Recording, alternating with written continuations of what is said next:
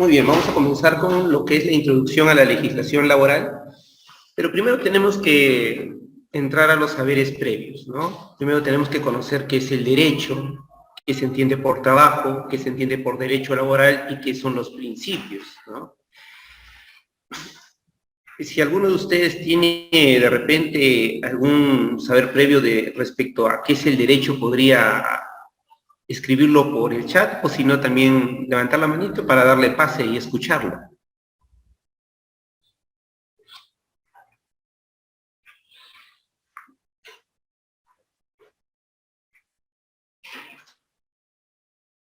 ¿Alguien de los participantes?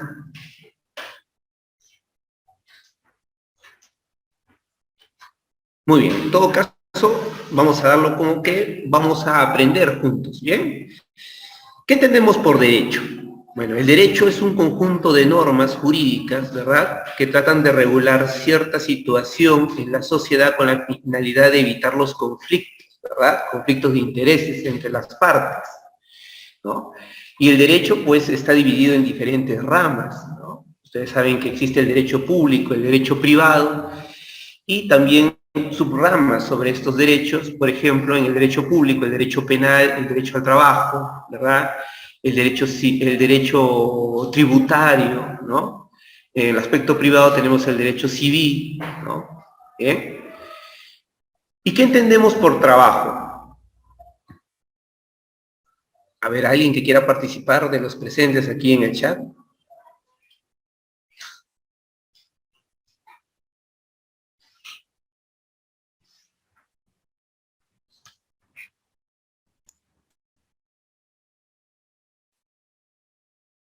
Ninguno. Muy bien, entonces vamos a continuar. ¿Qué entendemos por trabajo? El trabajo se debe entender como el esfuerzo que realizamos diario, ¿no? ¿Cuántos de nosotros trabajamos y estamos aquí presentes, ¿no? Durante toda una jornada laboral, ¿no? Cumplimos un horario, ¿no? El trabajo se entiende ese esfuerzo físico que uno hace de manera desprendida, de manera diaria, con la finalidad de obtener un ingreso económico, ¿no? Llámese remuneración, llámese honorario, percepción, ¿no?, asignación, etcétera, ¿no? ¿Y qué entendemos entonces si ya sabemos derecho y sabemos lo que es el trabajo por derecho laboral? Y vamos a juntar ambos conceptos, ¿no? El derecho laboral viene a ser el conjunto de normas jurídicas, ¿no?, que regulan las relaciones entre las partes, en este caso entre empleador y empleado, o entre empleador y trabajador, con la finalidad de regular el comportamiento de ambos, ¿no? El comportamiento de ambos durante el vínculo o la relación laboral que exista entre ellos. Pero para eso tiene que existir principios, y estos principios son aquellos que van a regular y son la base, ¿verdad?, de esta convivencia armoniosa entre trabajador y empleador, si hablamos del derecho individual del trabajo, o del empleador y el sindicato, si hablamos del derecho colectivo del trabajo, ¿ok? Sí, Brígida, levantaste la mano, te escucho.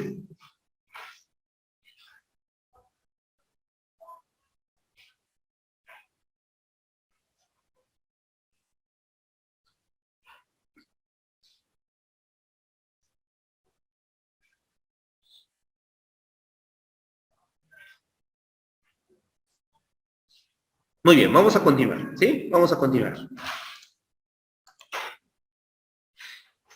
¿Cuál es el propósito de esta actividad? Que ustedes comprendan y reconozcan la importancia del derecho laboral y sus ramas. Bien. Pero para ello vamos a comenzar con un poco de historia, ¿no?, respecto al derecho laboral. Muy bien. Más o menos aproximadamente antes del siglo XIX, existían solo dos modelos, ¿verdad? Existía la esclavitud y el feudalismo, ¿no? Formas de trabajo que prácticamente no daban ningún derecho laboral a ninguna de las personas en la época, ¿no? Estamos hablando antes del siglo XIX.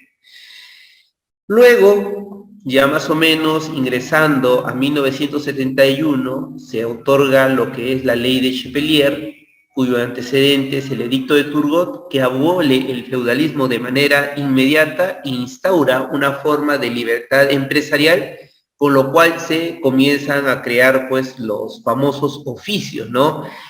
Carpinteros, zapateros, personas que se dedicaban a trabajar los metales, ¿verdad? Existió diversos oficios a partir de esta ley de Chapelier de 1971.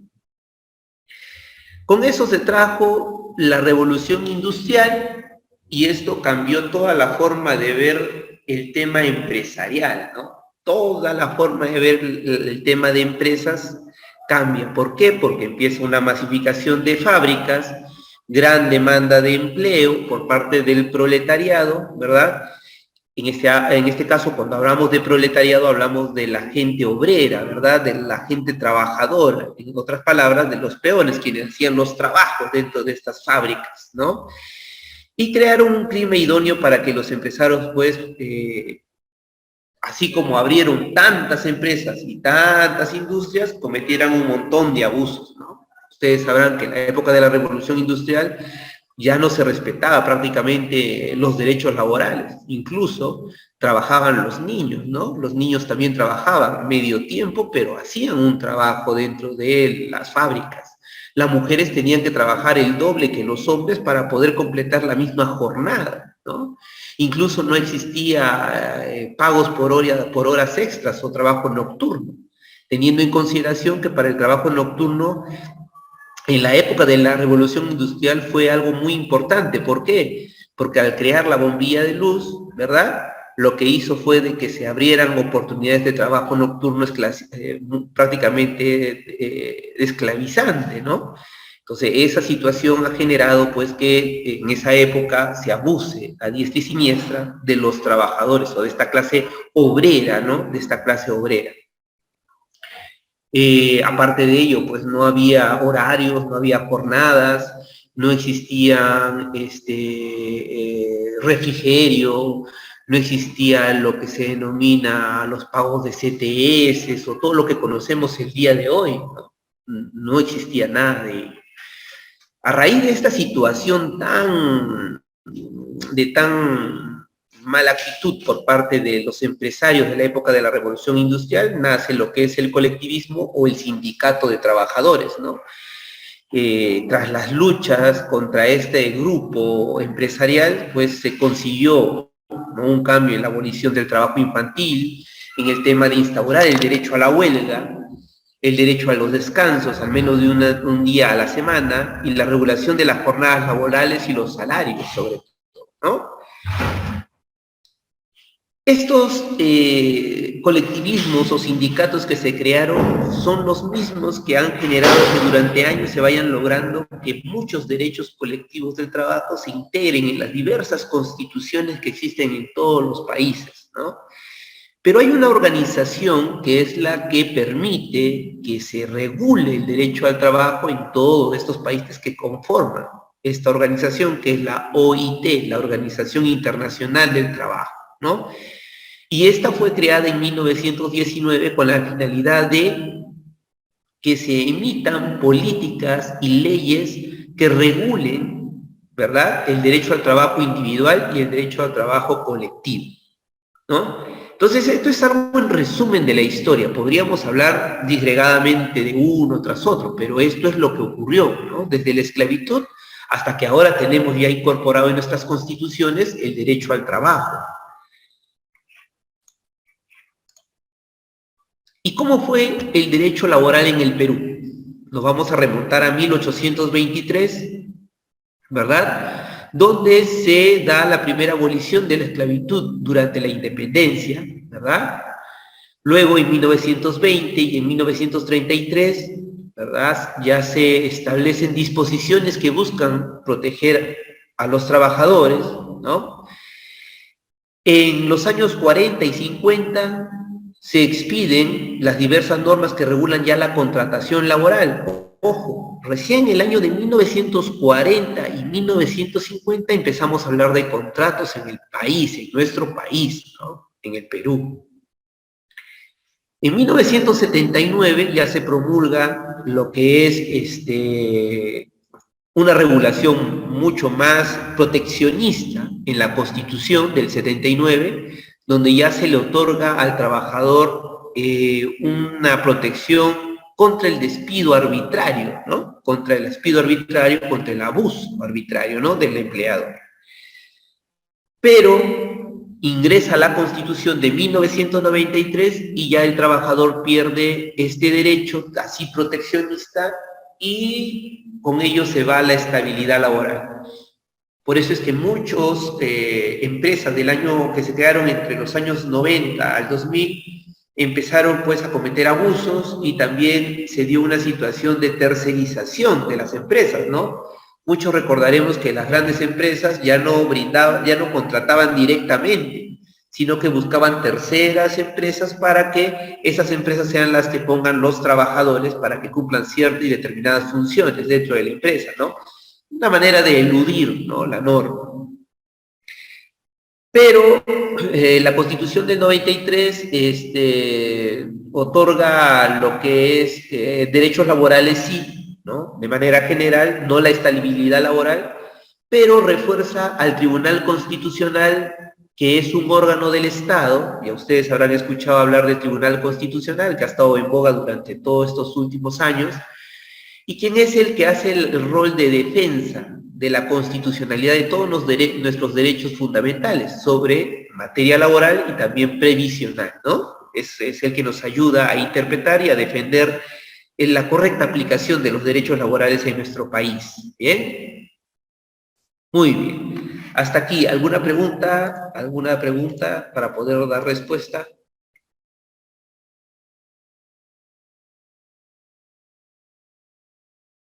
Por el momento no, maestro. Por mi parte. Sí, lo escucho. No, solo quería dar un aporte, no, no sé si estará bien. Eh, los movimientos sindicales en sí, no, yo tenía entendido que no, o sea, surgieron en Inglaterra, ¿no? Donde fue el inicio de la revolución industrial y todo eso.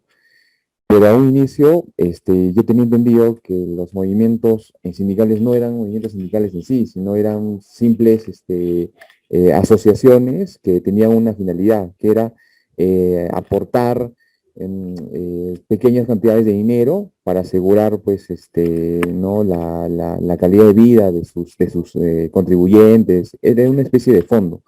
Y lo que básicamente ellos exigían era, pues, asegurar algo una vez que ellos mueran, ¿no? Que su familia quede segura si ellos morían en el trabajo o pasaba algo.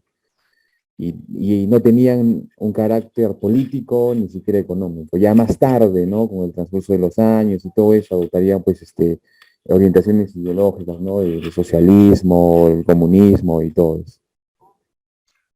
Muy bien, muy bien, muy bien. Gracias por esa aportación al compañero. Sí, efectivamente.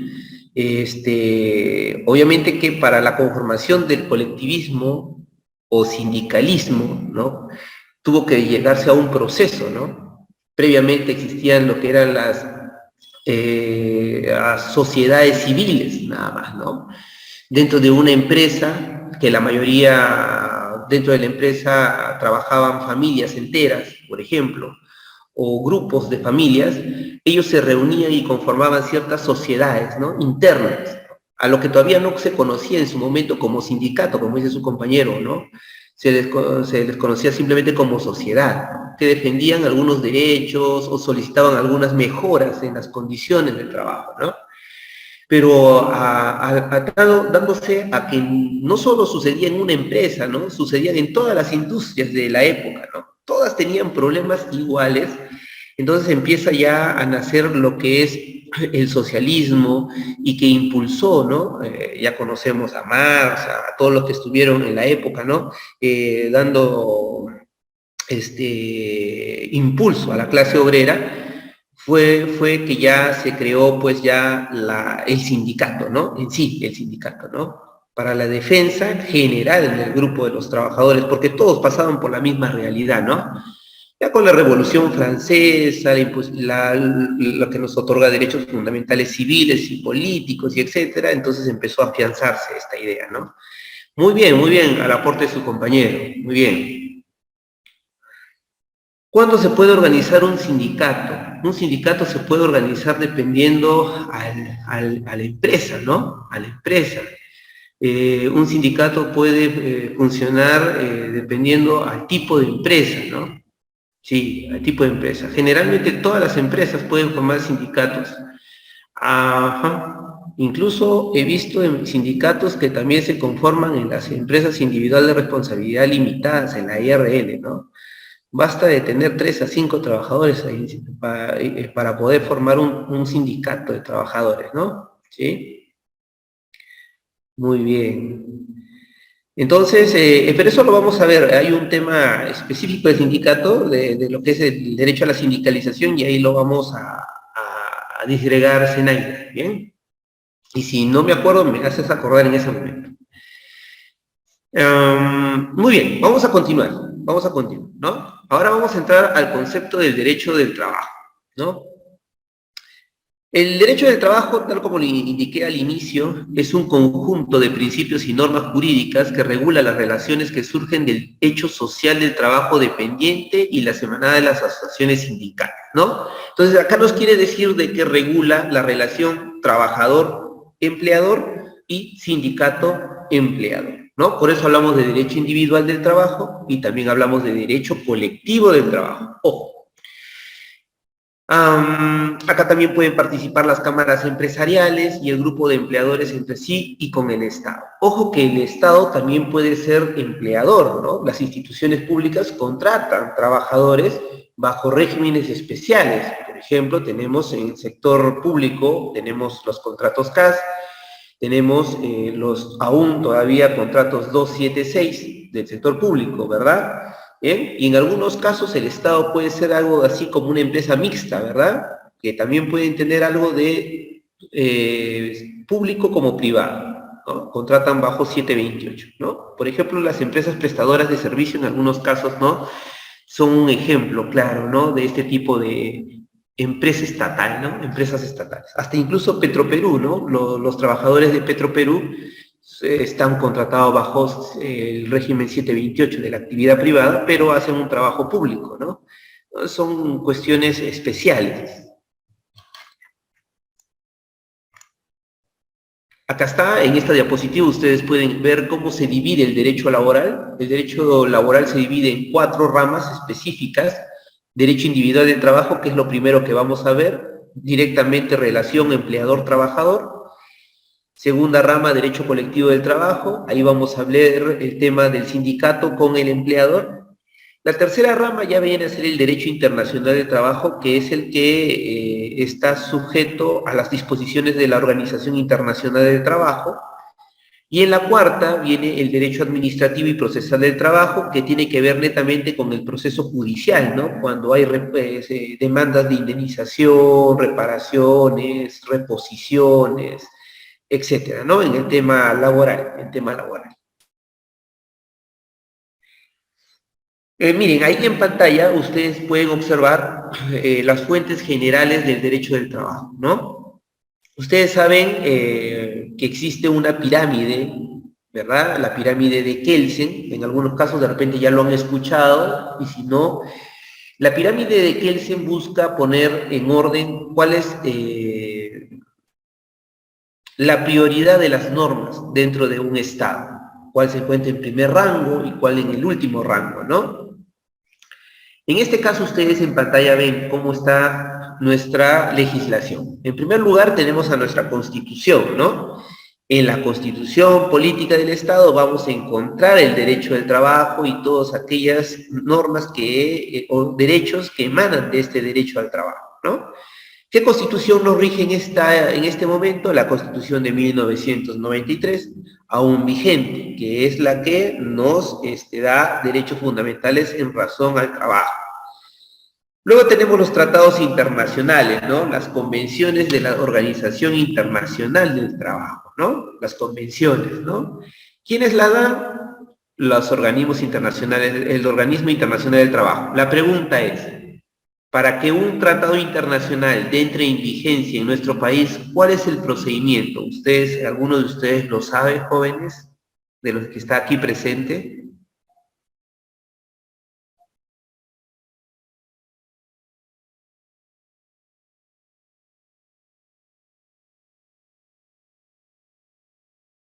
¿No? Muy bien, a ver. Para que un tratado internacional en materia laboral tenga en el Perú vigencia, se necesita primero que el Estado, a través de su representante, firme ese tratado internacional, ¿no? Supongamos, mandamos a nuestro embajador a los Estados Unidos, en Estados Unidos firma el tratado y el embajador, a través de los canales correspondientes, lo hace llegar al Congreso de la República de nuestro país, y es el Congreso que en el Pleno tiene que aprobar, ¿no?, este tratado internacional, y una vez que sea aprobado por el Pleno del Congreso, recién ingresa a tener vigencia en nuestro país. Profesor, quiere decir que todos los tratados internacionales que tiene suscrito sobre materia laboral el país han tenido que pasar por ese proceso. Todos. Incluso si ahora se dan nuevos tratados internacionales en materia laboral, tienen que pasar por el Congreso de la República. Y solamente los que son de materia laboral, no.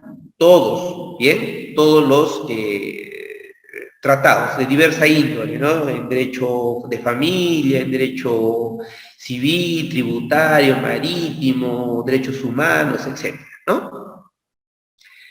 Luego vienen las leyes, ¿no? Las leyes, que son normas específicas o especiales o generales que van a regular cierta relación laboral, ¿no? Por ejemplo, el decreto legislativo 276 del derecho al trabajo público, ¿no? Ley de los servidores públicos. En ese caso, ¿qué hacemos con esa ley? Esa ley es algo general y específico solamente para el sector público, ¿no? Si hablamos del decreto legislativo 728, este decreto legislativo es la ley que regula el derecho laboral privado, ¿no? Los trabajadores del sector privado, ¿no? Los que trabajan en los bancos, trabajan en las cajas municipales, los que trabajan, por ejemplo, en las empresas, Jockey Plaza, Ripley, Saga Falabella, Plaza Vea, todos ellos están bajo la 728, ¿no? Luego otra fuente es la costumbre. En el caso de la costumbre, a veces hay situaciones que por costumbre se consideran que son parte de nuestra legislación laboral, ¿no? Pero actualmente la costumbre ya no se está dando como una situación de aplicación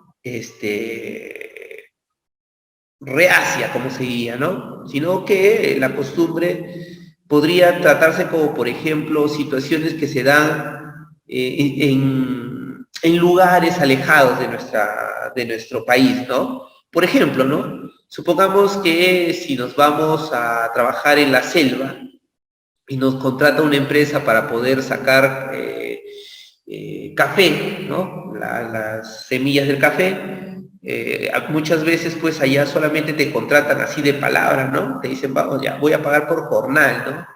El trabajo es de tal hora a tal hora, ¿no?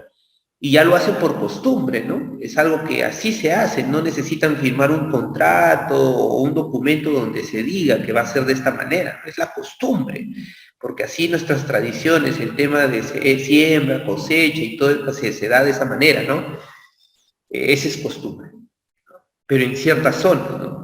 En cambio acá en la ciudad, netamente ya no hay esa costumbre, generalmente ya es pago con contrato de trabajo, ¿no? Ojo que hace 2 días vi una publicación que decía, ¿no?, del Poder Judicial, aquel trabajador que no se encuentre con contrato se entiende que es a plazo indeterminado, ¿no? Es como un contratado permanente, ¿no? Así de fácil, ¿no? Por eso si tenemos empresas tenemos que formalizar a nuestros trabajadores, ¿no? No ampararnos en la costumbre, porque eso ya en algunas causas no funciona. La jurisprudencia es todas aquellas sentencias, ¿no?, que tengan carácter de vinculante, se aplican igual a otros casos, ¿no? Por ejemplo, si aquí en Tacna se dio un caso de despido arbitrario, donde al trabajador lo hostigaban diariamente para que renuncie, ¿no? Eso sería un despido incausado. Si se resolvió favorable al trabajador por un hecho, y este hecho es igual al que se está dando en Arequipa, por ejemplo, el juez, ¿qué tiene que hacer? Resolver de la misma manera, ¿verdad? No puede ser que aquí al trabajador de Tacna le dé el mismo derecho, ¿no? Que tiene el mismo derecho, sucedió los mismos hechos, a un caso similar en Arequipa le deniegue al trabajador y le diga que no tiene la razón. La jurisprudencia está justamente para eso, para generar una cierta forma de resolver los casos en el fuero judicial de manera clara y precisa, ¿no? Entonces, jurisprudencia. La doctrina, que es todo aquello que tenemos de libros sobre derecho laboral, donde sacamos información y la utilizamos para poder resolver los casos que se dan durante las relaciones laborales, ¿no? Tenemos bastante doctrina, ¿no? Ahora, hay fuentes especiales que sí, no olvidemos que como fuentes especiales del derecho al trabajo tenemos a los contratos de trabajo, que son el instrumento fundamental de toda relación laboral. Ojo, el contrato de trabajo es la fuente principal, yo diría. Los convenios colectivos, que vienen a ser aquellos instrumentos que tienen como partes al empleador y a los sindicatos, donde ellos llevan a cabo sus propuestas de algunas mejoras en el tema laboral, ¿no? Profesor, y un ejemplo de convenio colectivo, nos vamos a ir adelantando un poquito. Por ejemplo, ¿no? Todos los años los trabajadores tienen que hacer su negociación colectiva y a raíz de esa negociación colectiva nace el convenio colectivo. En la negociación colectiva, los trabajadores plantean mejoras al empleador para que se cumplan en el siguiente año. Por ejemplo, mejoras en el tema de ropa de trabajo, en el tema de pago de CTS, de repente en el tema de permitir que se le dé ropa escolar, útiles escolares, pago de algún bono, un beneficio, un subsidio, algo tienen que ganar de la negociación. Si se llega a aprobar entre las dos partes esta negociación, se firma el convenio y este convenio se cumple y es como una sentencia que tiene que cumplirse al siguiente año, ¿no? Si no se cumple, se puede hacer una ejecución judicial, porque, ojo, un convenio colectivo es igual que una sentencia, ¿ya? Es igual que una sentencia. Se cumple porque se cumple. El empleador no puede negarse a cumplir un convenio. Y por otro lado tenemos el reglamento interno de trabajo. El reglamento interno de trabajo es otro documento especial, un instrumento que toda empresa debe tener. En este reglamento, ¿qué vamos a encontrar? Deberes, derechos, obligaciones, sanciones, el tema de estímulos y etcétera. Todo lo que puede existir dentro del trabajo. ¿Quién lo elabora? ¿Lo elabora el trabajador? No.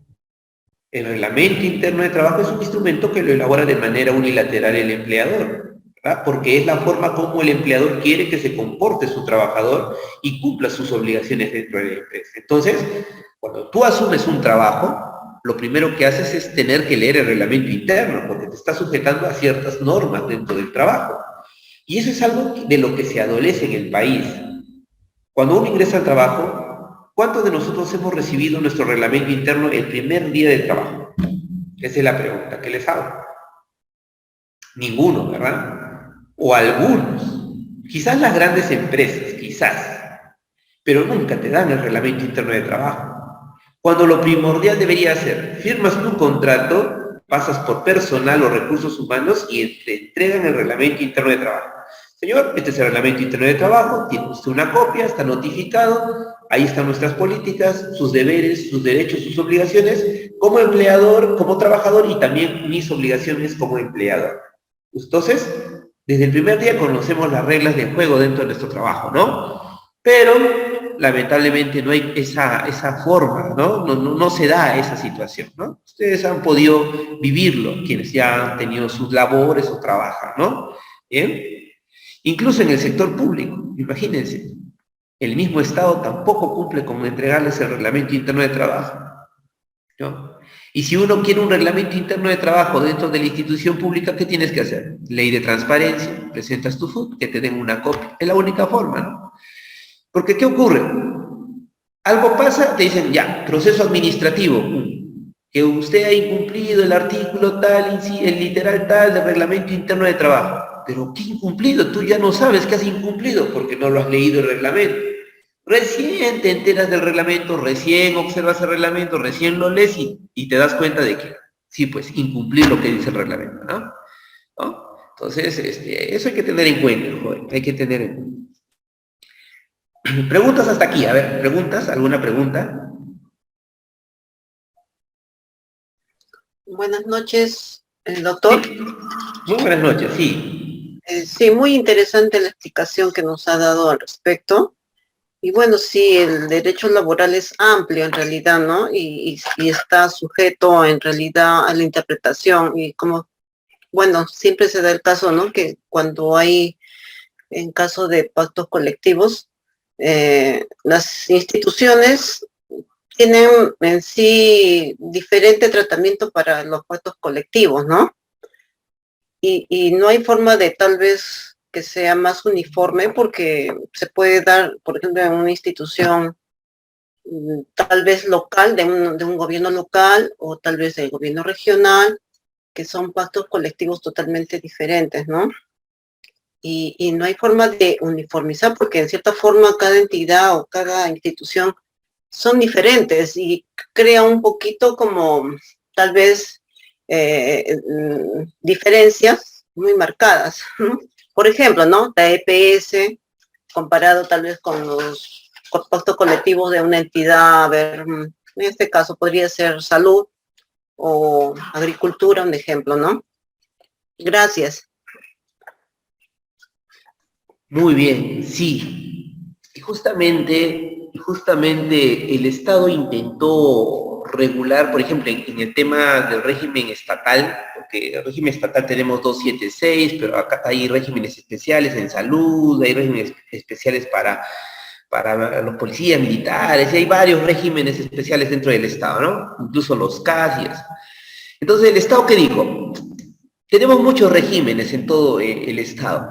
Tenemos que lograr un solo régimen y vamos a hacerlo a través del régimen del servir, del servicio civil, ¿no? ¿Se acuerdan del famoso servicio civil que hasta ahorita no se llega a implantar al 100%? Está en proceso, ¿no? ¿Y qué se pretendía con el régimen de servir? Lo que se pretendía era generar un solo régimen, ¿verdad? Para poder, al final, tener, el Estado pueda lograr pactos colectivos equitativos con todos los sindicatos de cada sector, ¿no? Pero bajo un solo régimen, ¿no? Pero si vemos en el caso del Estado, por ejemplo, llegar a pactos colectivos, ahí va a haber esa diferencia que dice su compañera, ¿no?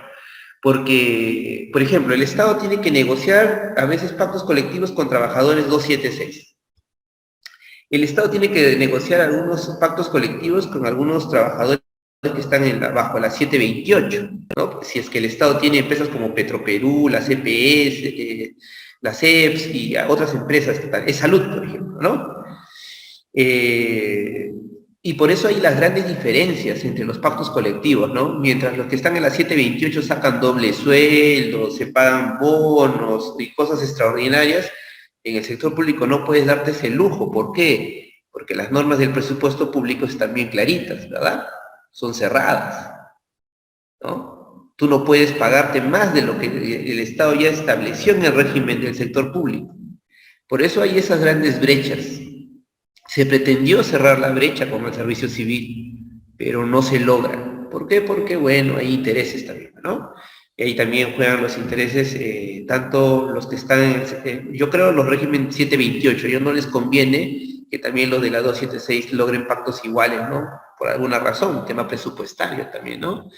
¿Sí? O sea, ahí habría que hablar mucho de ese tema, a la compañera que nos acaba de dar ese punto de vista. ¿Quién era nuestra compañera? Zenaida, creo. No, doctor, mi nombre es Giovanna Rodríguez. Muy bien, Giovanna, muy bien. Sí, pues esa es la situación que vivimos actualmente, ¿no? Es la situación que vivimos. Y tampoco se puede en el caso del sector privado, por ejemplo, no podemos estandarizar los pactos colectivos o las negociaciones. Es difícil, ¿no? Porque cada empresa tiene una realidad diferente, ¿no? En tema presupuestal, tiene una realidad diferente en tema de número de trabajadores, ¿no? Incluso de utilidades que tiene también cada empresa, ¿no? Es diferente, ¿no? Por ejemplo, las negociaciones colectivas de empresas mineras son distintas de repente a las negociaciones colectivas de los trabajadores de empresas pesqueras, ¿no? Va a haber siempre diferencia, no se podría estandarizar. Pero en el Estado, esa sí sería una buena opción, ¿no? En el Estado, para que no haya discriminación entre los trabajadores, hacer un tema así, ¿no? Sería un buen estudio, un estudio de tesis eso, lo que nos acaba de decir su compañera Giovanna Rodríguez. Muy bien. Bien, ¿alguna otra pregunta?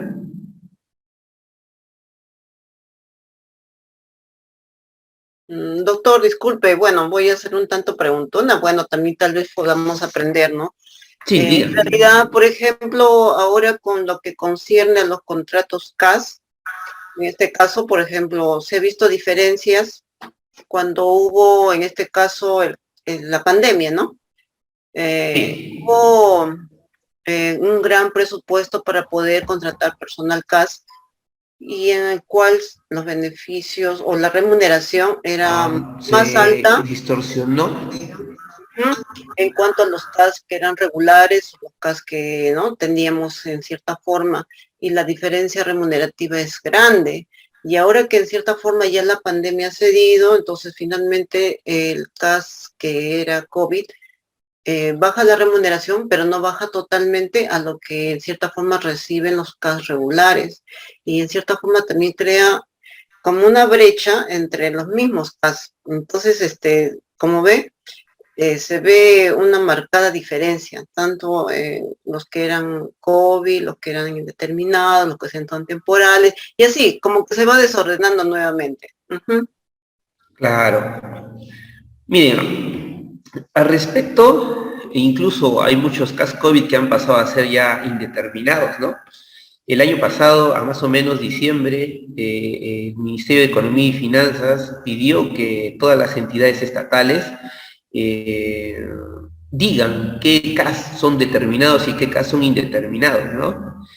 Y ahí ha existido una situación, ¿cómo vamos a ponerle nombre? A ver, una situación de discriminación, ha sido selectivo, no se ha actuado de manera correcta, porque no hay ni una entidad que fiscalizara esta situación, ¿no? Las entidades decían, digamos, ¿no? Tal entidad, X, de 20 trabajadores CAS, solamente 5 son indeterminados y los otros 15 no, esos son determinados, o sea, son temporales, favoreciendo solamente a los más allegados, ¿no? A los que están dentro de su círculo, ¿no? Y ha sucedido, y hay casos, ¿no?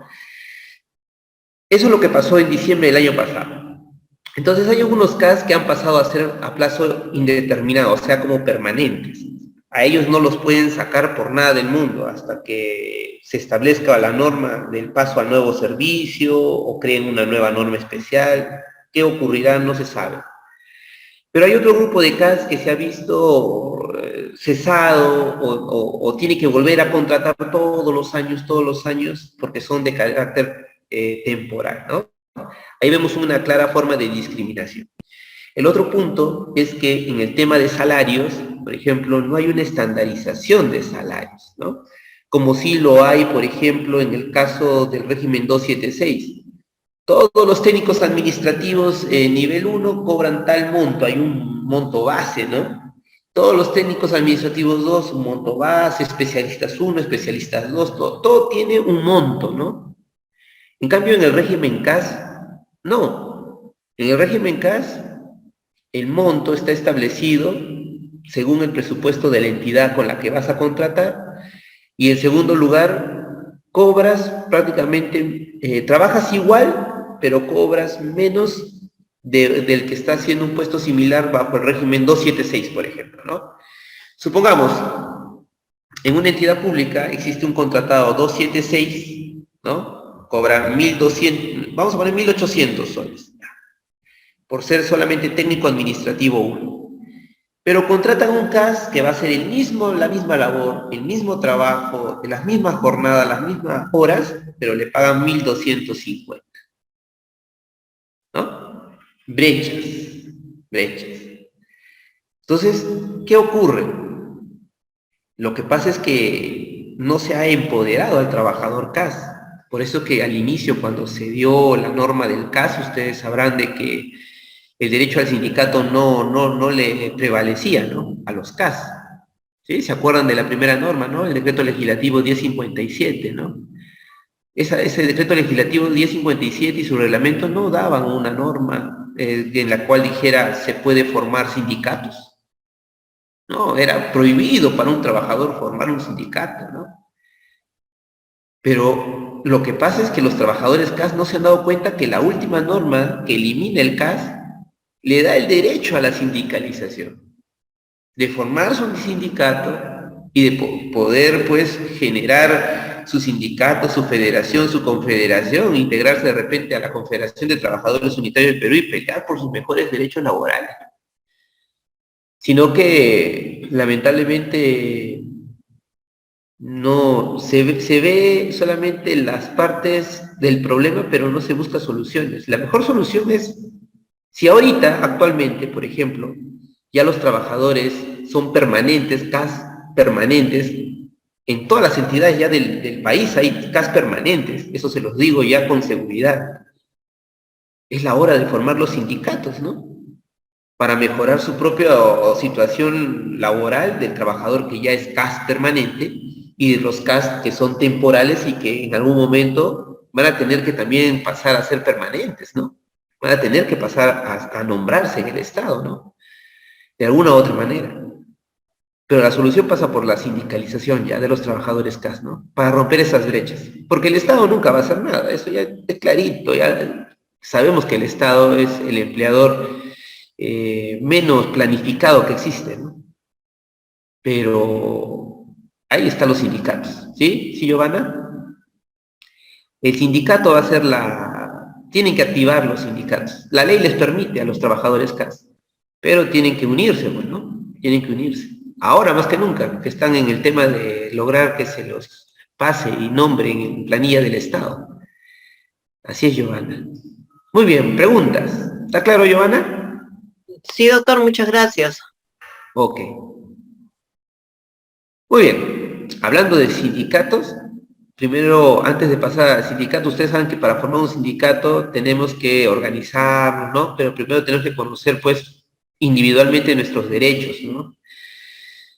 Y lo primero que tenemos que conocer como trabajadores es el principio protector que tiene el derecho laboral. Profesor, ¿que hay un principio protector? Sí. Y este principio protector nos va a proteger contra el empleador, ¿verdad? Pero ¿por qué nos tiene que proteger contra el empleador? Es que el derecho laboral de trabajo se ve ya en esa visión, en esa obligación de decir, ¿no?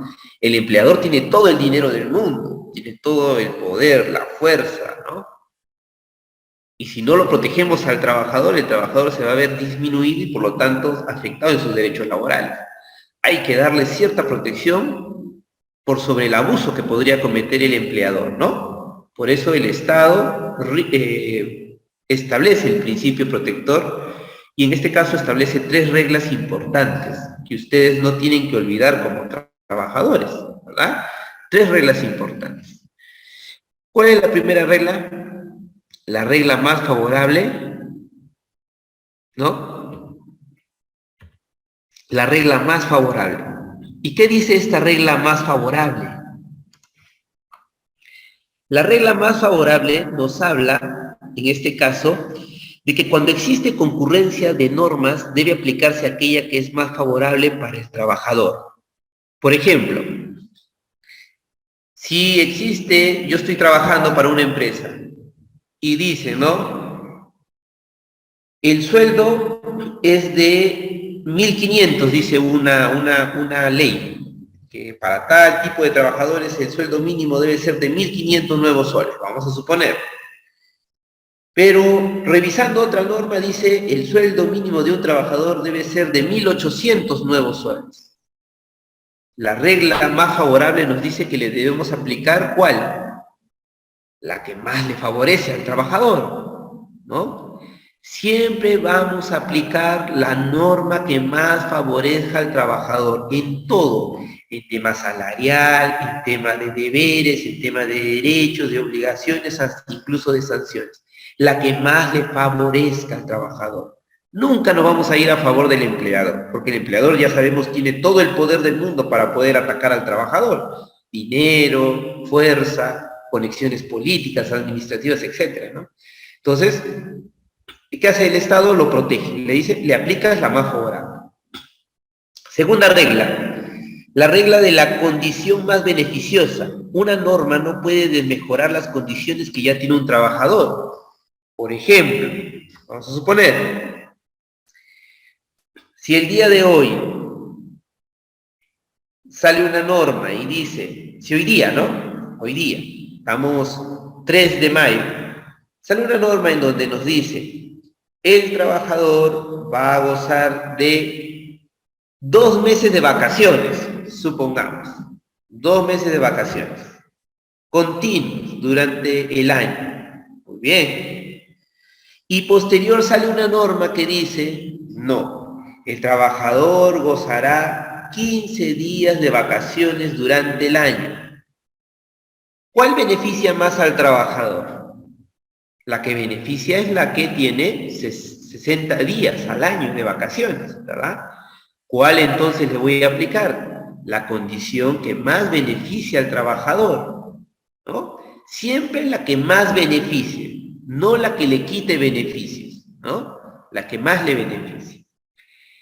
Y la última regla es la indubio pro operario, que nos dice que entre interpretaciones que puede tener una norma, se puede seleccionar la que más favorezca al trabajador. Una norma la podemos interpretar de 1000 maneras, ¿no?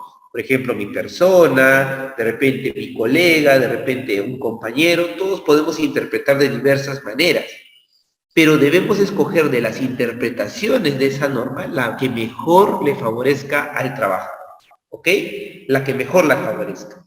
Porque si buscamos la que lo va a perjudicar, esa no sería una regla a favor del trabajador, sino perjudicial, ¿verdad? Entonces, estas son las 3 reglas que forman parte del principio protector. Ahora, dentro de los principios del trabajo, tenemos los siguientes. La irrenunciabilidad de derechos. Ustedes saben que como trabajadores no pueden renunciar a sus derechos, ¿no? No vayan a firmar ninguna carta diciendo renuncio a todos mis derechos y beneficios sociales, ¿verdad? O porque te obliguen a renunciar, renuncio, ¿no? No, es irrenunciable. Si firmaste un contrato y te dio derechos, no puedes renunciar a ellos. Y profesor, ¿qué pasaría si renuncio a ellos? ¿Qué pasaría? Vas al Poder Judicial y dicen, me obligaron a renunciar, y el juez va a decir, no, tú no podías renunciar, se te devuelven tus derechos, te los van a reponer, ¿no? ¿Por qué? Porque no puedes renunciar. Eso tienes que tener clarito, ¿no? Si tú como titular del derecho tomaste algunos a tu favor porque así suscribieron en un contrato, pues son tuyos hasta el último momento, ¿no? ¿Ya? Ojo que la renuncia a tus derechos no invalida, ¿verdad? No lo invalida. Tú puedes acudir al Poder Judicial y pedir que se te reconozcan tus derechos, ¿ya? No me vayan a renunciar a sus derechos laborales. El principio de la continuidad laboral. Supongamos que en un contrato no existe una fecha límite, ¿ya? Entonces, en ese sentido, se debe considerar que el contrato tiene una duración larga, ¿no? A plazo indeterminado. Por eso, siempre cuando firmen un contratito, vean, ¿no? Que tiene que estar el tiempo que vas a trabajar. Si no te han puesto el tiempo, en buena hora, mejor quédate callado y no digas nada, ¿no? Mejor para ti, vas a ser un trabajador a plazo indeterminado, ¿no? No vas a reclamar, ¿saben qué? Yo quiero que me ponga ahí el plazo, quiero que me ponga del 1 de enero al 31 de diciembre y nada más. No, te quedas callado. Tienes que lograr tu indeterminado, ¿no? Ahora, si tú quieres trabajar por un año, le dirás de manera sincera al empleador, ¿no? Sí, usted se ha olvidado de ponerme el tiempo, ¿no? Pero no, pues no va a ocurrir, ustedes tienen que ver su mejora, ¿no? Lo mejor para ustedes, ¿no? Principio de primacía de la realidad. Ojo, este es un principio muy importante en el derecho laboral, que nos dice que puede existir los documentos ahí en la empresa, un montón de cosas, fotografías, todo, pero lo que se va a valorar con mayor, lo que va a tener mayor valor para un juez es lo que observa en la realidad, ¿no? Es lo que se observa en la realidad. Por ejemplo, les comento un caso real. Eh, Cuando yo trabajaba en la Dirección de Trabajo y Promoción del Empleo, eh, acompañé a hacer una visita inspectiva, ¿no? Al inspector. En ese caso todavía no existía la SUNAFIL, pero se acompañó al inspector. Cuando llegamos, no, para esto había habido una denuncia de una señorita que alegaba de que no la dejaban entrar al trabajo y que prácticamente le habían ya rescindido su contrato y no le había pagado beneficios sociales ni nada, ¿no? Entonces, presenta su denuncia, vamos con el inspector, elaboramos las actas, el inspector ingresa, se da la entrevista con el gerente el predispuesto, ingrese usted, revise. La señorita nunca trabajó para nosotros, ella simplemente era una amiga de una señorita que trabajaba acá en la empresa y venía aquí, pero no tenía vínculo con nosotros. Muy bien. Pero para eso los inspectores son ingeniosos, ¿no? Por eso es un inspector. Entonces el inspector ingresa al ambiente donde trabajaba y observa en una mesa que estaba en una esquina justo un cuadrito donde había una foto de la señorita y cuando la computadora que estaba encendida muestra la captura de pantalla, había foto de la señorita y ¿cómo se llama esto? Un protector de pantalla digital donde salía el nombre, ¿no? De la señorita. Entonces, ¿cómo tú te podrías negar a que no era trabajadora si la realidad nos dice de que encontró una foto de la señorita, una pantalla de computadora con la foto de la señorita y un protector de pantalla que llevaba el nombre de la señorita? Eso no va a llegar ahí de casualidad, ¿verdad? Eso tiene un motivo y la realidad nos dice de que la señorita estuvo en esa mesa, se sentó en esa mesa, trabajó en esa mesa y tuvo vínculo laboral. Lo que pasa es que no querían reconocerle los beneficios laborales, ¿no? La primacía de la realidad. Este es un principio importante.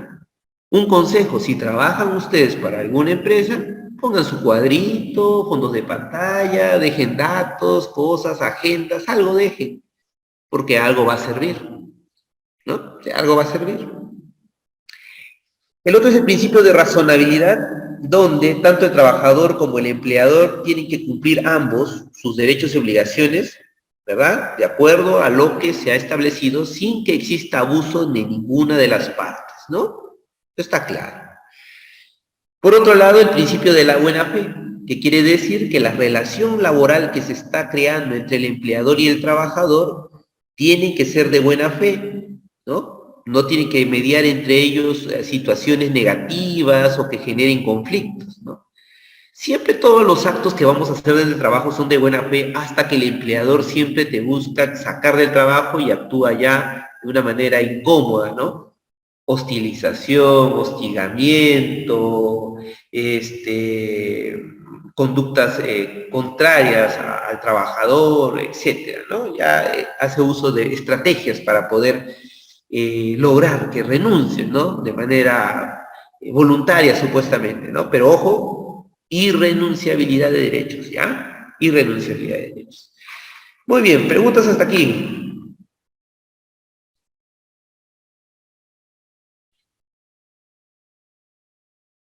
¿Ninguna pregunta? ¿Todo claro?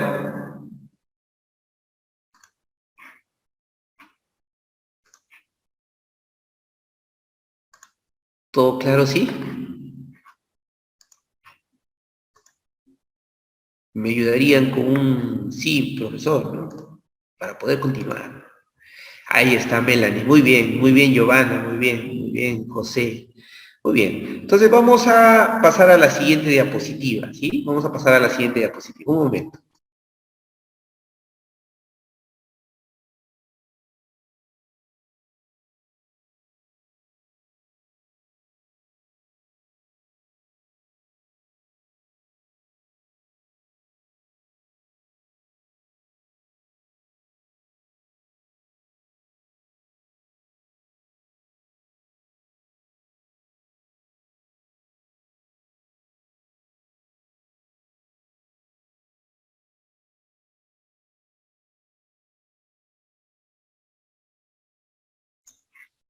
Muy bien. Hemos visto la parte general de introducción al derecho laboral, ahora vamos a entrar a las normas legales laborales que tiene nuestro país, ¿no? Ya sabemos que es trabajador, sabemos que el trabajador es el que hace el esfuerzo físico, el empleador es el que te paga por ese esfuerzo físico, y la sindicalización es el derecho de los trabajadores individuales a juntarse colectivamente y poder luchar por sus derechos, ¿no? Pero ya de manera agremiada. ¿Qué vamos a conocer con esta diapositiva? Los regímenes laborales y los principales derechos laborales que nos asisten, ¿ok? Ahí ven en pantalla la Constitución Política del 93, ¿ya? Primero, la Constitución Política nos hace un desglose del derecho individual del trabajo. Artículo 22 nos dice que el trabajo es un deber y un derecho. Ah, es un deber y un derecho. ¿Es un deber de quién? Es un deber del Estado de generar todas las políticas necesarias y económicas para generar puestos de trabajo, ¿verdad? Hay alianzas con el sector privado, el sector público también generará los puestos de trabajo, etcétera, ¿no? ¿Y es un derecho para quién? Es un derecho para la persona, ¿no? Nosotros, las personas. Es un derecho de poder acceder a un trabajo digno, ¿no? Bien. Ahora, nos dice que el trabajo busca el bienestar social y es un medio de realización de la persona. Obviamente, ¿no? Sin trabajo, muchos no podríamos lograr lo que estamos logrando, crecer como personas, profesionales, familiarmente, empresarialmente, y etcétera, ¿no? Es una forma de crecimiento, ¿no? Ahora, el artículo 24 de la Constitución nos habla del trabajador tiene un derecho a una remuneración equitativa y suficiente, ¿no? Por eso el Estado busca con la supuesta remuneración mínima vital, ¿no? Que hace poco aumentó, que sea equitativo y suficiente. Pero generalmente este artículo busca que la remuneración sea equitativa y suficiente, pero más que todo está dirigido al régimen privado, ¿no? A la 728, porque en la 276 como que hay mucha diferencia, ¿no? Hay mucha diferencia, ¿no? En el sector privado, por lo menos, ya sabemos que tiene que pagarse una remuneración mínima vital, que son 1.250 soles, ¿no? La actual, 1.250. Pero en el sector, a ver,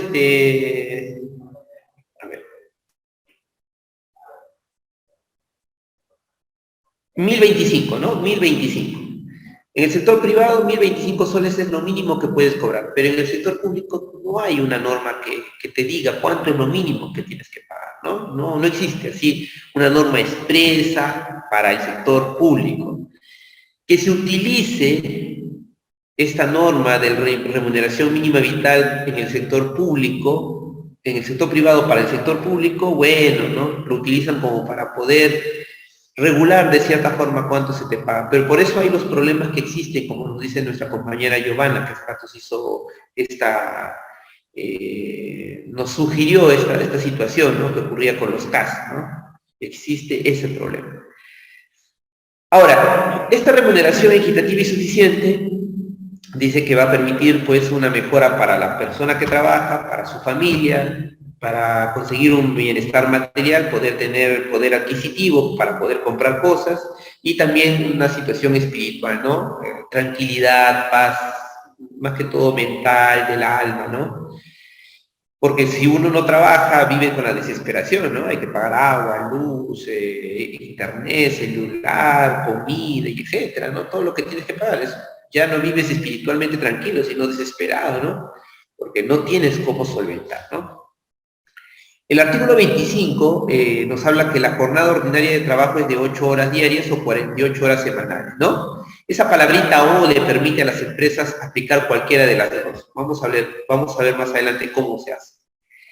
El artículo 27 nos dice que la ley otorga al trabajador adecuada protección contra el despido arbitrario. Ojo, otorga adecuada protección, dice, no contra el despido arbitrario, ¿no? Pero la realidad es que no la otorga, ¿no? Al 100%. Por eso dijimos que la Constitución de 1979 sí otorgaba protección contra el despido arbitrario.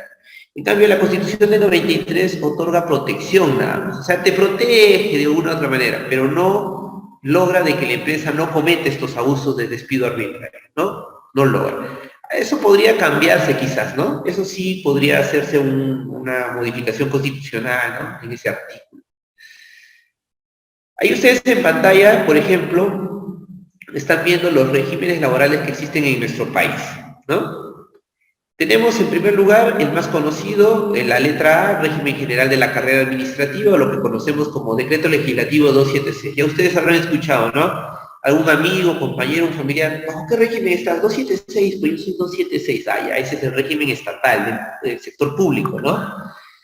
Luego tenemos los regímenes especiales del sector público, como por ejemplo la ley de los magistrados, del magisterio, ¿no? Diplomáticos, docentes universitarios, personal policial, personal militar, los de salud, asistenciales de salud, el Ministerio Público, servidores penitenciarios, profesores de institutos, etcétera, etcétera. Hay otros regímenes que regulan ciertas relaciones laborales, ¿no? En el sector público, ¿no? En la letra C vemos marcada ahí el régimen laboral de la actividad privada, que son todos los que trabajan en el sector empresarial, ¿ya? Y en aquellas empresas mixtas del Estado. Son los famosos compañeros o amigos, familias que nos dicen, yo estoy en planilla bajo 728, ya estoy en planilla, ¿no? Ya, 728, Decreto Legislativo 728, ellos son. Luego en la letra D vemos el régimen especial de contratación administrativa del servicio 1057, que está en un proceso de eliminación desde hace varios años, pero que ahí todavía lo mantienen porque es la única forma del Estado de ahorrarse en nombrar personal y hacer crecer la planilla del Estado, porque también es cierto que al ingresar a todos los personales CAS que tenemos a nivel nacional, la planilla del Estado se vería rebasada, ¿no? Y esa es la gran situación, ¿no? Entonces, por eso crean un régimen especial que permita contratar, de poner de manera temporales, ¿no? Por eso salen todos los años, ¿no? Los contratos administrativos de servicios CAS, ¿no? Y por último, el régimen del servicio civil, la ley 3057 que está vigente, donde se pretendía pues unificar a todos, ¿no? Poner los CAS, poner los 276, también los que estaban bajo la 728 en las empresas mixtas del Estado, también que pasen a esta nueva ley. Pero por situaciones políticas, sindicalistas y todo, se evitó que se logre eso, ¿no? Profesor, ¿pero este régimen está eliminado? No, todavía está vigente, está en un proceso, ¿no? Pero ya hay en algunas regiones gerentes, directores, presidentes de empresas que ya están bajo este régimen y están ganando un buen sueldo, ¿no? Tienen un buen sueldo. Todos los que están bajo el régimen de servicio civil gozan de un excelente sueldo. Eso ténganlo en cuenta, ¿ya? Bien, aquí en esta diapositiva estamos viendo en general al Decreto Legislativo 276, el régimen laboral público, y ahí tenemos 4 condiciones dentro del servicio público. Tenemos al personal de carrera, que es el que ha sido nombrado mediante un concurso público, ¿bien? Ha ganado un puesto, se nombró y tiene un código para que mensualmente le pague el Ministerio de Economía y Finanzas. Ya tiene un presupuesto para toda su vida hasta que se jubile, ¿no? Solo puede cesar por destitución, por jubilación o por muerte, ¿no? El personal contratado, que es aquel personal que postula un concurso público, pero es contratado por cierto periodo, siempre es por un año presupuestal, ¿no? Por ejemplo, en enero sale un concurso para cubrir plazas 276 y se cubre solamente por ese año. Profesor, ¿y por qué esas plazas no son para nombramiento? Es que al Estado no les conviene algunas plazas tenerlas para nombramiento. ¿Por qué? Porque esas plazas pueden ser modificadas de manera tal que cubra la necesidad de la entidad, ¿no? Por ejemplo, este año puedo necesitar yo contratar a un contador, pero al próximo año necesito contratar ya no un contador, sino a un logístico. Entonces, puede mover allí de cierta manera internamente para poder contratar, ¿no?, al personal que necesita la entidad. El personal de confianza, que es el personal que se designa, no concursan, mediante un proceso, ¿verdad? Yo, por ejemplo, soy designado director regional de trabajo y digo, yo necesito mi personal de confianza y designo al abogado tal como mi asesor, designo a la administradora tal como mi jefe de recursos, y etcétera, ¿no? Traigo mi personal de confianza. Como es de confianza, se le entrega la confianza y tal como se le entrega la confianza, en algún momento finaliza esa confianza y no le da ningún derecho ni genera una relación laboral permanente con la entidad. ¿Bien? El personal contratado eventual es aquel personal que yo contrato para cubrir cierto tiempo, periodo, ¿no? Por ejemplo, mi personal nombrado como contador se enfermó, le han dado 15 días de licencia, necesito contratar por 15 días a un personal, ¿no? Contrato a alguien bajo 276 de manera eventual por esos 15 días, ¿no? O por un mes, o por 2 meses, ¿no? O por 3 meses, dependiendo, ¿no? Dependiendo. Entonces son contratos eventuales, ¿no? O hay un proyecto, una obra, por ejemplo, hay que mejorar la plaza o el parque de mi distrito. Muy bien, contrato bajo 276, pero de manera eventual, hasta que termine la obra, por esos meses que va a durar, nada más, ¿no? Ese es el personal contratado eventual. Ahora, ¿qué derechos tienen los trabajadores que están bajo este régimen? Bueno, jornada máxima de 8 horas diarias o 48 horas semanales, se ingresa mediante concurso público, salvo los de personal de confianza que no ingresan por concurso público, percibir una remuneración, bonificaciones familiar y diferencial, compensaciones como compensación vacacional, vacaciones truncas, asignación por 20 y 30 años de servicio, CTS, ¿no? Subsidio por lutos y gastos de sepelio, vacaciones, aguinaldo, permisos y licencias, pueden ejercer la docencia mientras trabajan, ojo, que es la única manera que puedas percibir doble sueldo del Estado. Trabajas administrativamente y también como docente, ¿no? Pero, ¿qué dice la regla general? Que primero, ¿qué tienes que ser? Primero tienes que ser contratado administrativamente para que luego pidas permiso para ejercer la docencia, ¿ya? ¿Bien? Para ejercer la docencia. Ahora, no tiene que haber cruce de horarios, ¿no? No tiene que haber cruce de horarios, tienes que tener un horario que te permita trabajar ambos. ¿Por qué? Porque si es que hay cruce y va a haber problemas. Ahora, tienes derecho a pedir también, ¿no? Horas para poder dictar la clase, ya es todo un proceso interno, ¿no? Que está establecido. Derecho a la sindicalización, los 276 sí se sindicalizan, forman parte de sindicatos, confederaciones y federaciones, ¿no? Tienen derecho a la huelga y a la pensión de jubilación, ¿no? ¿Bien? Y acá está el famoso régimen laboral privado, ¿no? Para los que están en las empresas privadas, del 276, 728, ¿no? Decreto legislativo 728. En este caso, la legislación laboral peruana establece derechos y beneficios comunes para todos los trabajadores del sector privado. O sea, todos gozan de los mismos derechos en el sector privado. ¿Ya? Todos. Algunas cosas pueden variar, pero en todo es común. Se recomienda que este tipo de relación laboral se establezca en un documento escrito, ¿no? Que hay un contrato de trabajo entre las partes, ¿no? Y donde se plasmen los derechos y las jornadas que se va a cumplir. Mi recomendación. Nada verbal. Puede ver, sí, verbalmente, porque se dan casos, ¿no? De contrato de manera verbal. Pero para las personas como nosotros, que ya somos instruidos, tenemos cierto grado de capacitación, de experiencia, nada puede ser verbal. Todo tiene que estar plasmado en un documento, en algo que tenga eficacia jurídica, ¿no? Un acto jurídico, que al final nos permita hacer valer nuestros derechos, ¿no? ¿Ya? Pero ¿qué ocurriría si en algún momento se nos escapa, hacemos un contrato verbal?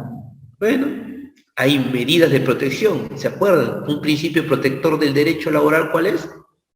El principio de la primacía de la realidad. Por más que no exista contrato, lo que pueda observarse puede verse. Por eso es que siempre, en el caso de los trabajadores, tanto en el público y privado, yo les recomiendo, ¿no? Siempre tener un archivo, siempre tener información de todo lo que estás trabajando, una copia de tus informes, memorándums, oficios, todo, ¿no? Si en algún momento desaparece en la empresa, tú tienes una copia de todo, ¿no? Así es, ¿no? Hay que prepararse siempre, ¿no? Un plan B de contingencia, ¿no? Dice, sin embargo, en algunos casos se establecen condiciones y derechos diferentes de función a la industria. Claro, obviamente, dependiendo del sector al cual vas a trabajar, puede haber alguna diferencia, ¿no? En algunas normas de carácter especial, ¿no? Ahora, ¿cuáles son las reglas generales que se aplican en el régimen laboral privado? La jornada de trabajo, 8 horas diarias o 48 horas a la semana como máximo, ¿no? Esto vamos a ver en la siguiente sesión, donde vamos a poder diferenciar, ¿no? Cuándo es de 8 horas diarias y cuándo se aplica 48 horas, ¿no? Porque hay trabajos que pueden ser de 48 horas y que solamente pueden durar 4 días, ¿no? ¿Sí? 4 días se suman 48, 12 horas diarias, 48, ¿no? Y descansas 3, ¿no? Hay jornadas, bueno, que se pueden establecer. Horas extras de trabajo, también el empleador está obligado a pagarte horas extras, en el caso del sector privado, ¿no? En el sector público no hay horas extras, lo que hay compensaciones, ¿no? Los que trabajan para el sector público habrán visto eso, de las compensaciones, ¿no? Si te has quedado 2 horitas, 3 horitas más, otro día puedes tomar, ¿no? Pero siempre y cuando tenga la autorización de tu jefe inmediato, ¿no? Porque no es cuestión de quedarte tú 2, 3 horas ahí, estás en la máquina haciendo de repente otro trabajo y dices, yo me quedé 2, 3 horas, ahí está mi marcado, me marqué por tales horas y necesito que me compense. No, no funciona así, ¿no? Siempre el proveído, la autorización, ¿no? De tu jefe inmediato, ¿no? Que te autorice quedarte esas horas, ¿no? Ya luego las compensas, ¿no? Ahí te pagan, en el sector privado sí te pagan, ¿no? Nos dice que las primeras 2 horas extras que te quedes no podrá ser inferior al 25% por hora. O sea, de lo que te pagan por hora, si por una hora te pagan 50 soles, no puede ser inferior, dice, al 25%, ¿no? Hay que sacar ahí un porcentaje, ¿no? Si trabajas más de 3 horas, lo que te van a pagar por esas 3 horas no puede ser inferior al 35%, ¿no? Dice, ¿no? Bien. Sobre todo en el caso de turno de noche, que se establece que en el sector privado el trabajo de 10 a 6 de la mañana, por ejemplo, no puede ser, dice, el pago no será inferior al salario mínimo mensual más un recargo 35% como mínimo, ¿no? ¿Cuánto es el salario mínimo vital ahora? Ahí dice 930, pero ahora es 1200, no, 1025, ¿no? Ahora el salario mínimo es aquí 1025, ¿no? 1025. O sea, hay pagos adicionales que tienen que conocer ustedes como trabajadores, ¿no? Muchas veces te pueden pagar como si estuvieras trabajando en el día, pero no es así, pues hay un porcentaje de 35% adicional a lo que te pagan, ¿no? Periodo de prueba, esto es algo importante, ¿no? Muchos habrán escuchado ahí en el sector privado, vas a entrar a prueba, te dicen, vas a estar en prueba. Prueba, a ver, vamos a ver cómo funciona esto de prueba, ¿no? Primero que todos los contratos permiten un periodo de prueba de 3 meses, ¿ya? Todos, para todo tipo de trabajador en el sector privado. Pero esta prueba de 3 meses no quiere decir que vas a trabajar ad honorem, ¿no? No, sino que pasas esas 3 pruebas y si cumplen las expectativas del empleador, continúas, ¿no? Si es a un plazo indeterminado o un plazo determinado, ya ahí se establece, ¿no?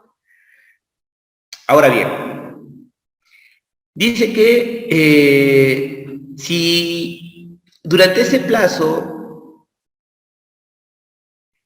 ocurriera un despido o alguna situación, tú no le puedes reclamar nada al empleador porque estás a prueba, ¿ya? Pero profesor, ¿y si estoy 3 meses y un día? Ahí sí, ¿no? Porque ya pasaste un día y ya tienes la protección, ¿no? Contra el despido arbitrario, ¿ya? Ahora, ¿qué pasa con aquellos que van a ocupar cargos cualificados o puestos de confianza? ¿Cuáles serían un puesto de confianza? Un puesto de confianza podría ser asesor, podría ser jefe de departamento, ¿no? Son cargos de confianza. Ellos tienen 6 meses de periodo de prueba. O sea, quiere decir que en esos 6 meses están a prueba. Si pasan los 6 meses, pueden continuar a plazo indeterminado o a plazo determinado, dependiendo, ¿no? Pero si los votan dentro de esos 6 meses por alguna razón, no tienen derecho a pedir indemnización ni nada, ¿ya? En el caso de los personales directivos en el sector privado, aquellos que ocupan cargos gerenciales, de directorio o de presidencia, ¿no? De un directorio, ellos son 12 meses de confianza. También si les quitan la confianza en algún momento, también no tienen derecho a reclamar nada, ¿no? Durante esos 2 meses, 12 meses. Entonces, ese es el periodo de prueba, ¿ok? ¿Cuáles son los principales beneficios?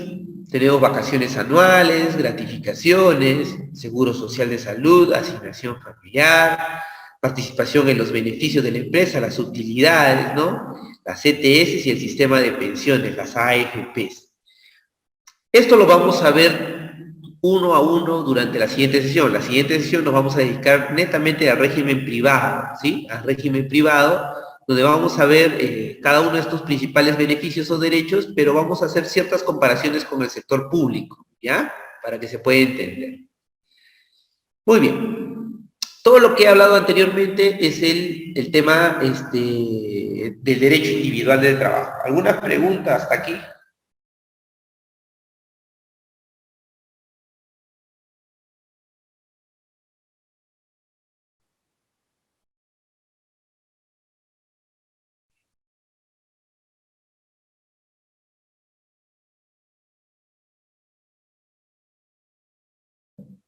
Ninguno, ya. Vamos a continuar. Luego la Constitución Política del Estado nos habla del derecho colectivo del trabajo. Ya hablamos del tema del agremiado, ¿no? La agremiación, el sindicato, ¿no? Y nos dice que tenemos derecho como trabajadores de sindicalizarnos, de participar en la negociación colectiva y de ejercer nuestro derecho a la huelga, ¿no? Entonces, por lo tanto, el Estado garantiza la libertad sindical, fomenta la negociación colectiva, promueve soluciones pacíficas al conflicto y regula el derecho a la huelga, ¿no? Siempre que se ejerza dentro de la paz social, ¿no? Sin afectar el derecho de los demás. Ya saben que nuestros derechos comienzan y terminan donde comienza el derecho de nuestro compañero de trabajo, ¿no? Siempre, ¿no? Eso funciona así. Y no solamente en la parte laboral, sino en otro tipo de derechos. Y el artículo 29 nos dice que el Estado reconoce el derecho de los trabajadores a la participación de las utilidades de la empresa, ¿no? De aquello extra que ha ganado la empresa durante un año fiscal, tenemos derecho a participar. Pero ojo, no todos, depende del rubro y depende del número de trabajadores. Eso lo vamos a ver en la siguiente sesión.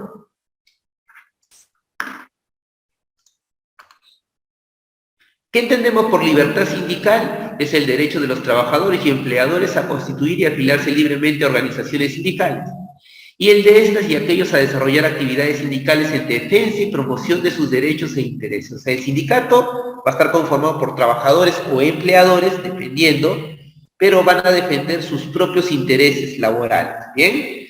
Se puede afirmar que la libertad sindical es un derecho fundamentalmente colectivo y de actividad. ¿Por qué de actividad? Porque el sindicalismo no es estar en un escritorio sentado, ¿no? El sindicalismo es de acción, de negociación, de saber dialogar, de tener contacto con los demás miembros de otros sindicatos, de otros colectivos, de gremios empresariales, que estar en constante actividad, ¿no? Por eso es que a los que forman parte del sindicato como dirigentes se les otorga su permiso sindical, ¿no? Para que estén en la actividad, ¿no? Son la representación, ¿no? El derecho de la libertad sindical se materializa en 3 aspectos. Autoorganización, que es el tema sindical, autorregulación, que es la negociación colectiva, y el auto de tutela, que es la huelga, ¿no?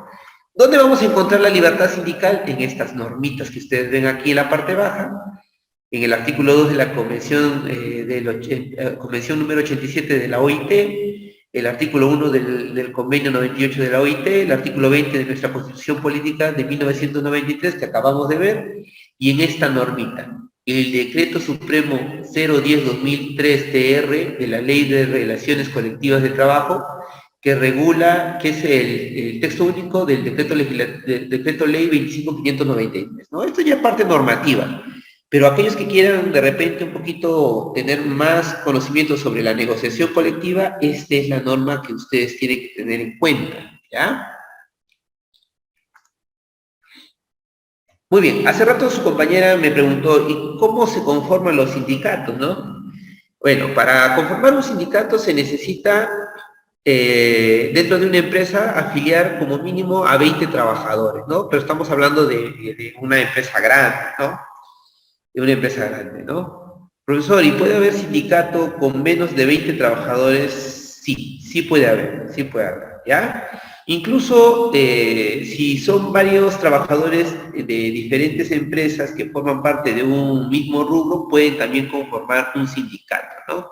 Y ese es un tema ya netamente para hablar de sindicato, de la norma que autoriza la conformación de sindicatos, ¿no? ¿Sí? ¿Quién hizo esa pregunta?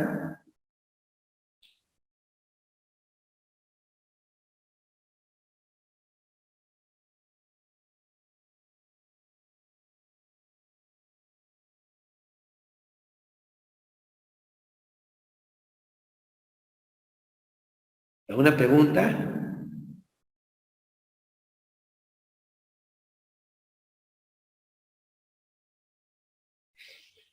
Ya. En este caso también, para hablar del sindicato, tengamos en cuenta lo siguiente, ¿ya? En el Perú existen tipos de sindicatos. Tenemos sindicato de gremios, ¿verdad? Varios gremios forman un sindicato, sindicato de empresa, dentro de la empresa, ¿no? Los trabajadores, sindicato de industria, todas las industrias forman también su propio sindicato, sindicato de empresas varias, o sea, varias empresas se unen y forman un sindicato, y el sindicato de trabajadores independientes, ¿no? Todos aquellos que forman oficios o labores independientes pueden formar también su sindicato, ¿ya? Eso está permitido en nuestro país. El derecho a la huelga, que es un derecho que ejercen todos los trabajadores para movilizarse a través de sus sindicatos, es un derecho que se encuentra consagrado en nuestra Constitución y que viene acompañado por la libertad de trabajo y la protección de los trabajadores. Pero ojo, para ejercer el derecho a la huelga, no es simplemente decir me voy a huelga, me planto adelante de la entidad o de la empresa y la cierro. No funciona así. Tengo que tener primero autorización, primero ser aprobado por el propio sindicato en pleno, ¿no? Se aprueba. Luego se comunica, ¿no? Con días de anticipación a la Dirección de Trabajo y Promoción del Empleo de la región donde se encuentra el sindicato, o si es el gremio o la federación en Lima, ¿no? Y pedir y esperar que nos autoricen, que nos emitan la resolución que digan que declaran viable y aprueban nuestro derecho a la huelga, y recién convocamos a nuestros trabajadores para ir a la huelga. Sería algo no correcto convocar a una huelga, ponerlos a los trabajadores a hacer su huelga, a protestar, y yo como dirigente permitir esa situación sabiendo que los pueden sancionar, despedir, descontar y etcétera, ¿no? Tengo que cumplir los procedimientos para el derecho a la huelga, ¿no?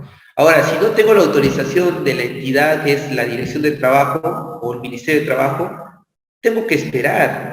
Yo no puedo decir, yo ya cumplí con presentar por mesa de partes. No, eso no funciona así. Puedes haber presentado, pero no te la han autorizado el derecho a la huelga, ¿no?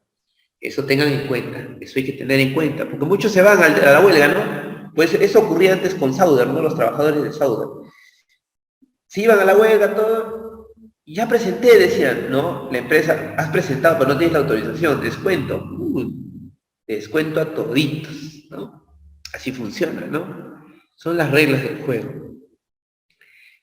Y la negociación colectiva la encontramos en el convenio 154 de la OIT, o la OTI, que nos dice que la negociación colectiva son todas aquellas negociaciones que tienen lugar entre un empleador y un grupo de empleadores, o una organización y varias organizaciones de empleadores por una parte, y una organización y varias organizaciones de trabajadores por otra. En otras palabras, entre el empleador y el trabajador, en pocas palabras, ¿no?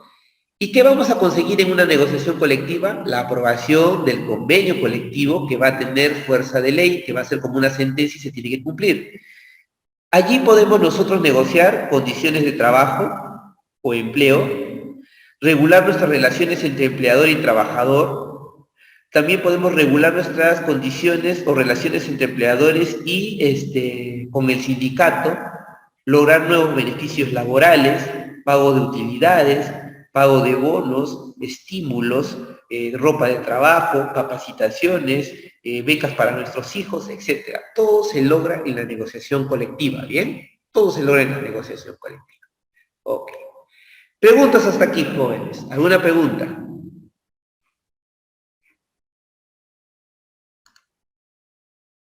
Alonso, Brígida, Cintia, Giovanna, Maricruz, Melanie, Zenaida. ¿Alguna pregunta?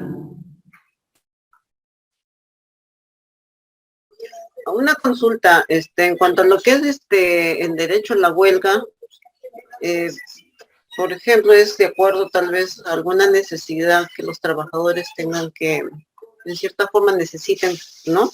Que puedan acceder a sus derechos. Pero ¿hay alguna limitación en cuanto a las medidas que ellos puedan tomar? Por ejemplo, cerrar, a ver, el ingreso al personal, porque eso es lo que generalmente a veces se hace, ¿no? Y a veces es por eso que a veces después se hace el proceso administrativo a los dirigentes, o que puedan bloquear la calle del ingreso o algo así. Claro. Mire, toda forma de evitar el normal funcionamiento de una empresa o de una entidad pública, eso tiene un proceso administrativo y es sancionado, ¿no? El derecho a la huelga tiene que ejercerse, pero siempre en armonía social. ¿Qué quiere decir? Quiere decir de que tiene que hacerse respetando el derecho de los demás trabajadores que no quieran participar en la huelga, ¿no? Porque entendamos que no todos los trabajadores muchas veces se afilian al sindicato. O también debemos tener en cuenta que existen de repente en la empresa 2 sindicatos, también puede existir. Entonces no podemos nosotros afectar de una manera el normal funcionamiento, ¿no?, de la empresa, ¿no? Sí se puede ejercer diversas medidas, ¿no? Pero esas medidas no pueden ir provocando destrucción, violencia, bloqueos, ¿no? Generalmente se ha entendido que el tema de la huelga, dicen, ¿no? No se consigue nada si es que no se hace por la fuerza, ¿no? Generalmente es lo que se dice, ¿no? En el argot criollo, ¿no? Pero no necesariamente se logra con la fuerza, sino también con las negociaciones, ¿no? En mesas de diálogo, ¿no? Sentándose a conversar dirigentes y empleadores, ¿no? Pero si, digamos, nos aprueban, nos dan autorización para hacer la huelga y nosotros bloqueamos, ponemos cintas amarillas en toda la puerta, tiramos pintura amarilla a los trabajadores, todo eso puede ser sancionado. Y esa sí va a ser una sanción, no por ejercer tu derecho a la huelga, porque tu derecho a la huelga es a protestar de manera pacífica, pedir mejoras, ¿no? Pero no te están aprobando lanzar pintura, bloquear carreteras, cerrar las puertas, romper paneles y hacer todos los destrozos que puedas hacer para que te hagan caso, ¿no? Eso es sancionable. Las actitudes violentas son sancionables. En cambio, la huelga armoniosa socialmente, eso no es sancionable. Yo conozco casos en los cuales han hecho huelgas, en las cuales han paralizado la producción. Simplemente fueron a trabajar, se sentaron y no movieron ni un solo dedo durante un día. Ustedes saben lo que ocurre en una empresa que no se genere nada durante un día. Son pérdidas cuantiosas, ¿no? Y no necesitas hacer violencia para poder ejercer tu derecho a la huelga, ¿no?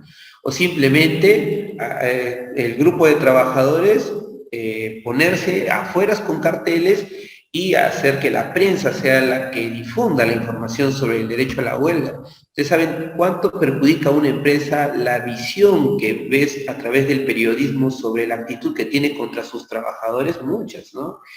Son formas de lograr, sino que hay que buscar las mejores formas, ¿no? Pero generalmente pues se van por la parte más drástica, la más violenta, ¿no? Toma de áreas, de plantas, ¿no? Y eso no es lo correcto. Eso sí es sancionable, no está permitido por la ley, ¿no? No está permitido. Ahora, tu derecho a la libre expresión, a la libertad de pensamiento, eso sí, ¿no? Tú lo ejerces con la huelga de manera conexa, ¿no? Pero violencia no, ¿sí? Sí, Giovanna. Gracias. Muy bien. ¿Alguien más alguna pregunta?